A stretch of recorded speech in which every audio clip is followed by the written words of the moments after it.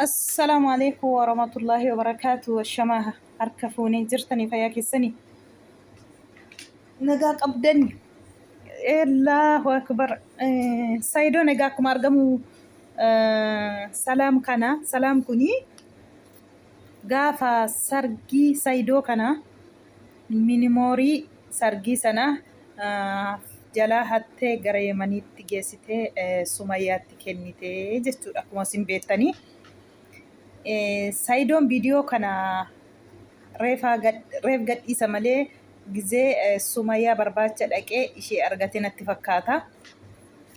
Amma nillee Yemen keessa deemee akka kanaan basboora ishee jalaa fuudhee akka inni itti fuudhee immoo Rabbi haa beeku. Basboorri ishee harkasaa jira. Basboora irraa fudhatee basboora naa kennennaan amma minimoorii koo isa sargii fuutee naa fiddutti basboora kee argattu jedhee. isheen immoo akka kanaanii dhaxxee poolisii wandi ka'uun keessi dabbikiinyi jettee dhaxxee poolisii waan ta'e fiddee jechuudha. Innis aan isheen fidduun ilaalaa akkasumaan jettee deemte jedhee otoo eeguu dhaxxee poolisii tokkicha fidattee dhuftee jechuudha. Salaam. Isarraatiin anaaf nama fiddee waa jedhu innillee poolisii itti bilbilee otoo isaan kenni jechaa jiru naara kan jiru ijoollee ittiin kennee nama fudhatee deemee jedhee otoo inni taagga'aa jiru. Sobee otoo akkas jedhutti bilbilatee jechuudha. Poolisoonni sadii dhufanii jechuudha. Poolisoonni sadii dhufanii anaaf fiddee namaa anis fide kunoo anaaf fiddee jedhee taraasaa jechuudha. Namichi sun fidii jedha. Warri kun sadan dhaqanii jidduu goranii sargii koo minimoorii gaafa sargii koo naarkaa na jalaa hattee isa yoo fidde malee ani basboora ishee ittiin kennu basboora ishee isa yoo fidde bichaadhaan isheen argattu jedhee jara sanaan deebee jechuudha. Akkasiin saduu sula iyyitu afaan ishee walitti qabatte callistee jechuudha.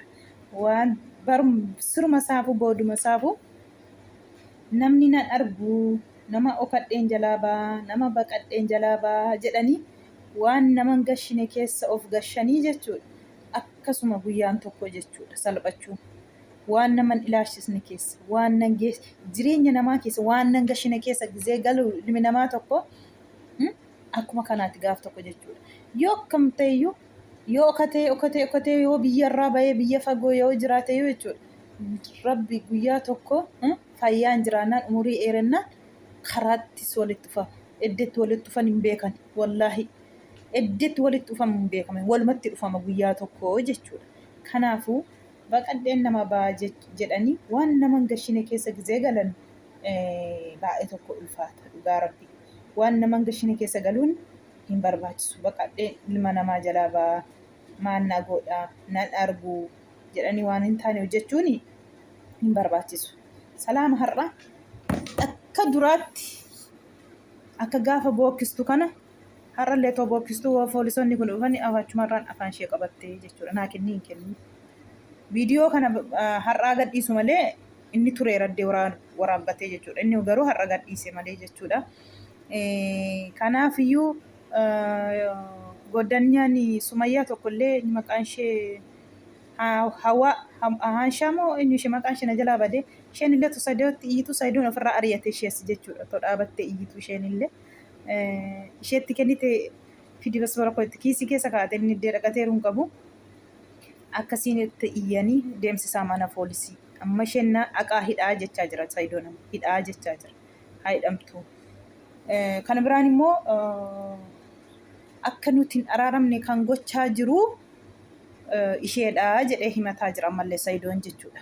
Akka nuti tokko hin taane kaameraatti bahuu haa dhiistu malee kaameraa dudduuba taatee akka nuti tokko hin taane akka nuti hin araaramne anna gochaa jiru isheedha.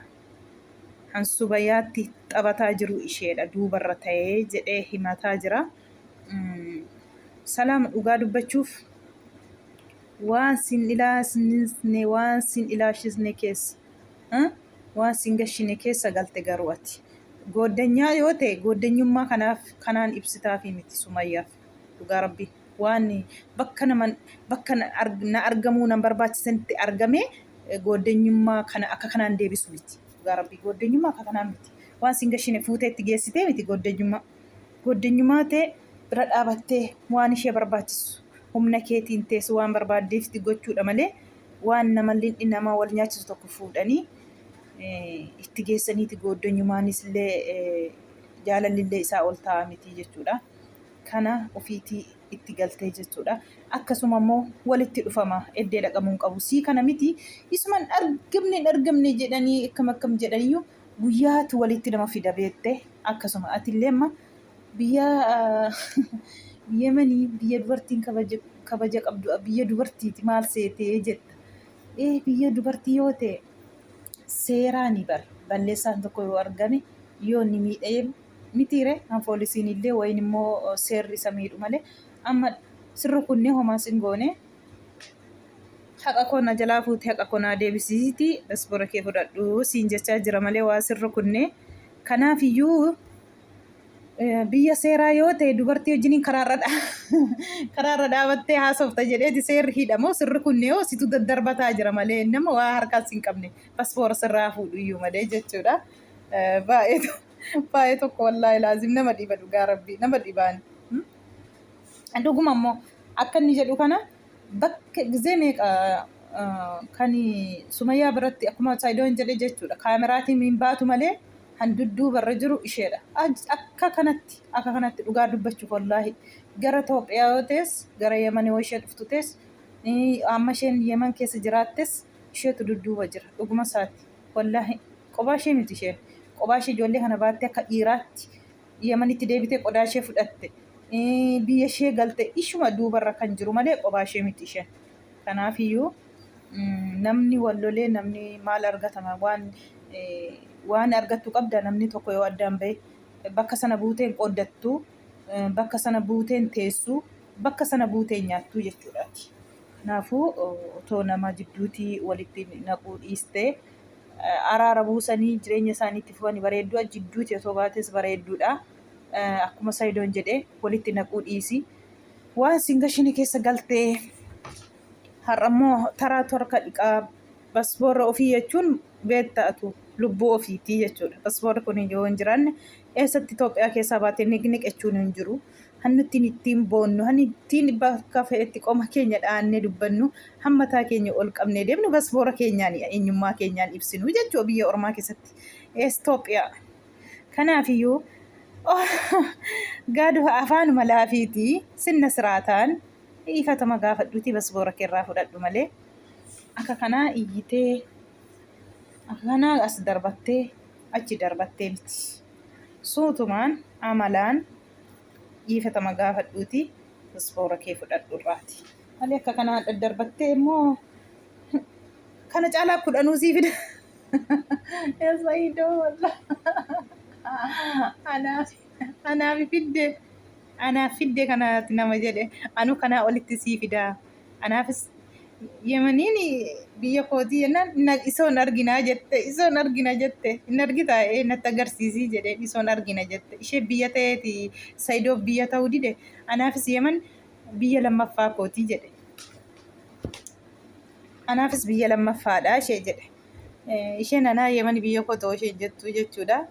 Hundumaafiyyuu siifis Saayidoofis jireenyatu bishaantu achi keessa siin geesse malee maayin Itoophiyummaatiin beekamtu malee Yemenummaatiin hin beekamtu. Garuummoo bakka dhaqaniitu biyya ofiiti. Bakka jiraataniitu biyya ofiiti. Ammas kanaan illee wal doorsisuun bu'aa tokko hin qabu. Ana biyya koo Yemen an biyya kooti naaf maalii kooti isaa biyya isaa miti biyya ta'e dhugaa rabbi yaa rabbii koo dhugaa rabbii wallaahi poolisoonni gizee dhufanii bu'anii calqattees akka silaa akka kanaa dhiijitu kana achumaan gab jette kanaa olitti sii fida yoo barbaadde jenna. Jaba dhugaa rabbii namni dhugaa sa'aatii namuma isa kam gooddeenyaa jedhanii abdatu sa'aatii kana wallaahi innati gooddeenyaa jettee itti of gadhiistoo si wajjiniin taa'ee si harkaa nyaate si nyaata si harkaa dhugee ka'ee si wajjiniin dhugee ka'ee deebeeti si nyaata isa kam nama jennee isa kam gooddeenyaa koo jennee amanna sa'aatii kana ammoo cirma saayyuu wallaahi laazimaan namarraa baqattee qophaa kee teessu iyyuu sa'aatii kanatti nuti dhageessu kan nuti argitu iyyuu nama jibbisiisaa deema. Amma mucittii ishee Ameerikaa moo eessa isheen kan ajjeesiste gooddanyaa isheetii kan wajjiniin nyaateen dhuguuf tokko sarraateenyaa mana keessaatii jedhan tokko immoo gooddanyaa isheetii jedhan gaafa otoo isheen liibii irra teessu gaafa isheen qawwee gaafa qara laphee ishee keessa qawweetiin rukutamtu san jettee isheen akkasitti achumaan gadi kufteetti viidiyoo kan cufe gooddanyaa isheetii jechuudha. Namni immoo liibii jirti isheen garuu liibii sanarratti immoo warri ta'anii ilaalan suni achumaan suuraa sana kaasaniiti gadhiisanii jedhan otoo liibii isheen cuftu sanaa jechuudha. Akka kanafaati haqa ishee rabbi baasu axxee liibii cibuu isheenattu inni taa'ee daawwatu immoo sowwaratee jechuudha. Kanaafuu saayitii kanatti maal jechuu barbaadanii namuma gooddanyaa kootii hiriyaa kootii jettanii itti maxxanii namatti sixanii qaban wallaahi bakka fe'ettuyyuu amman bakka namni maraateera wallaahi bara wajjiniin ta'e ani hin beeku wallaahi namni nama sodaachiseera dhugaa rabbii wallaahi laazim namni bineensi lagaa jedhamiti lakki boo bineensi lagaa xuru bineensi caalu saayitii kanatti ilmoo namaati ilma namaa wallaahi ilma namaati bineensa caalu saayitii kanatti argitu mituyyoo ilmoo namaa akkatti qaraxxafu haaduuti ilmoo namaa akka shunkurtii billiitii kukkutu kanarra maaltu jira wallaahi ilma namaati boo bineensi wallaahi laazim bineensa salagaa miti maqaa rabbicha ilmoo namaati. Amma dhikimaa tokko biyya jechuudha sarraatenyaa mana fuudhanii ishee ajjeesisuuf sarraatenyaa fidanii balbala isheerra kaa'anii jechuudha. Nama rakkattu fakkaatti balbala isheerra teesse jechuudha. Gaafa isheen maal taate jettee haadha korra da'aa namni mana iddeen hojjedhu na ariyan jettee sobdee silkii oskattee mana ishee galtee jechuudha. Mana ishee galtee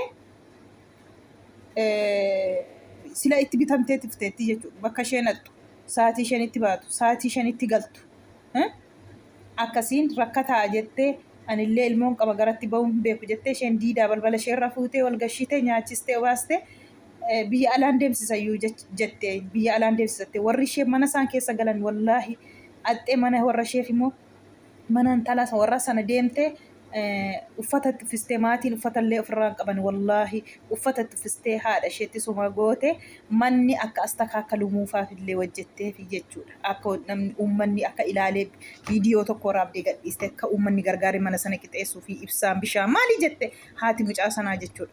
Intalli koos fira jiraattee gammachuudha naaf jettee jechuudha.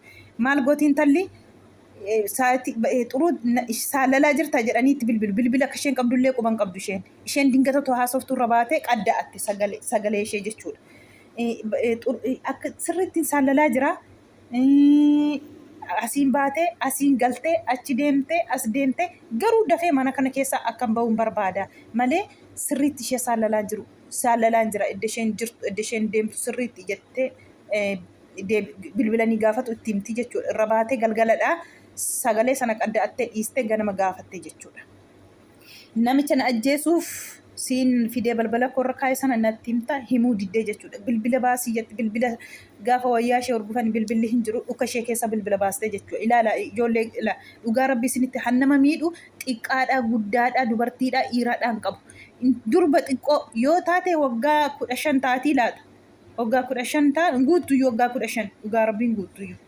Gara wajjaa masheetti qishuu'attee hirmeen ishee akkasuma sana ta'e ani hin beekusa. Garuu giseen ilaalu wajjaa ishee xinnoo tokkodha. Akkasitti namicha nama kana natti mi jennaan hin diddee bilbila sana baasii natti kenni poolisii dhaqadheessi qaxaqasiisaa jettee jennaan bilbila sana baastee itti laattee namoota bilbilanii naan ajjeesuuf simbirriitiin natti bitani bilbila isaanii naa kenni jetteen. Bilbila isaanii baastee itti kennite akkasitti itti agarsiiste amma teelee deemeen baasise si agarsiisa jette haati immoo poolis xaamaa geessine amala akkana malee dhiisi jettee haatiin ikimaatti dutaa jirti. Akkasiin ani waan baay'een ani namni naan boosse wallaahi na azansiste ikimaan sun wallaahi laazim ani namni naan bahu yeroo hunda maaliin godhe maalin nama godhe ama'een bula fiigee tattaafachaa jira malee waan namaan fuune haqa namaan fuune hanni namaa natti hin dabarre maaliif ilmoo korraa na ajjeesuuf namni na barbaada jette wallaahi baay'ee tokko nama gaddisiisa. Amma mucaa sun dubaara galtee waan tokko bakka tattaafatti tuubii suudii sana keessatti banatte wagaltullee mana haadhaaf ijaarte malee waan tokko hin godhanne jechuudha. Galteetiyyuu indegana tattaafattee harkaan laadhu jettee heerumni sunillee walii ta'uu didanii ilmoo godhattee gargar baatee mataa isheetti akka dhiiraatti mana kiraa fuutee suuqii karaarra teessee akka daabboo akka homaa cimtuu wallaahi kanaan obbushaa jirti jechuudha. Namni maalii fi nama ajjeesee maal fudhata? Namni yoo du'e maal fudhata? Namni illee qalama du'a rabbitu gala. Akka feetes gaafa guyyaa qadaasa namni hafu hin jiru dhugaa rabbii. Sababa bira dhufa malee. Ilma du'a maaliif namni nama ajjeesuu barbaada? Namni guyyaatti adiitti maaf nama qaluu barbaada? Wallaahi nama gaddisiisa baay'ee tokko dhugaa rabbii.